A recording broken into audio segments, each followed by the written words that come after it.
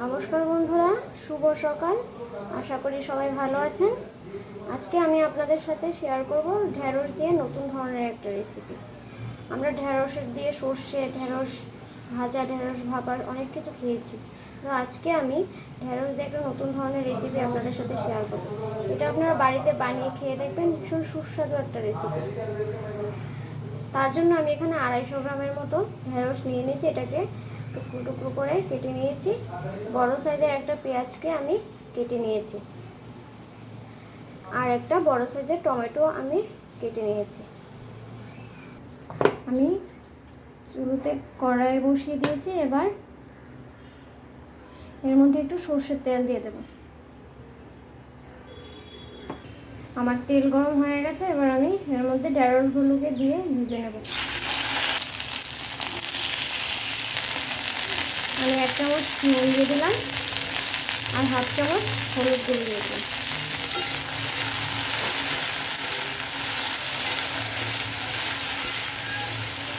ঢেঁড়সটা ভাজা হতে হতে এখানে আমি একটা মশলা তৈরি করে নেবো। তার জন্য আমি 4-5 কোয়া রসুন আর একটু আদা নিয়ে নিয়েছি। এটাকে একসাথে বেটে নেব।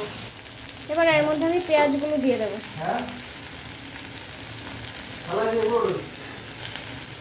দিয়ে আমি আর একটু ভালোভাবে ভেজে নেব। পেঁয়াজগুলো যখন একটু লাল লাল হয়ে যাবে তখন আমি এটাকে নামিয়ে নেব।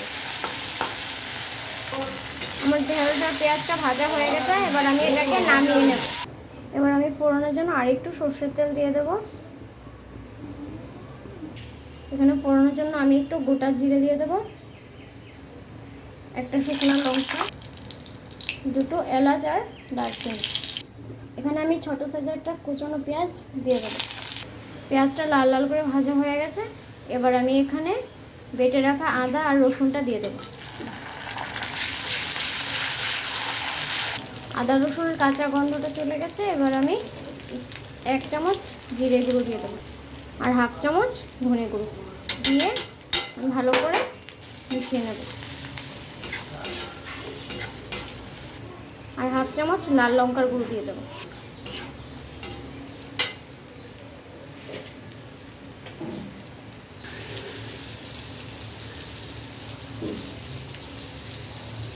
টমেটোটা দিয়ে দিয়েছি। দিয়ে এবার ভালোভাবে একটু নেড়ে সামান্য পরিমাণে একটু জল দিয়ে দেবো।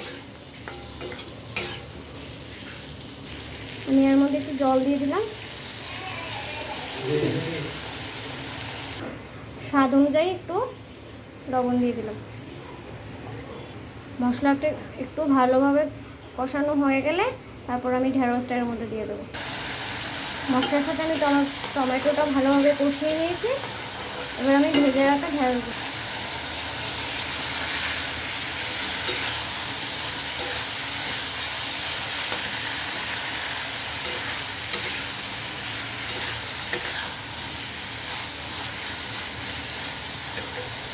আমি 2 কাঁচা লঙ্কা দিয়ে দিলাম।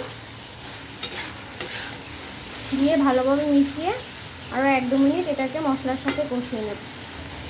মশলার সাথে আমি ভালোভাবে কষিয়ে নিয়েছি। এবার আমি এটাকে নামিয়ে নেব। তৈরি আমার ঢেঁড়সের দো পেঁয়াজা রেসিপি। এটা আপনারা বাড়িতে বানিয়ে খেয়ে দেখবেন, আর আমাকে কমেন্ট করে জানাতে ভুলবেন না। আর আপনাদের যদি ভিডিওটা ভালো লেগে থাকে তাহলে প্লিজ লাইক, কমেন্ট আর শেয়ার করে দেবেন।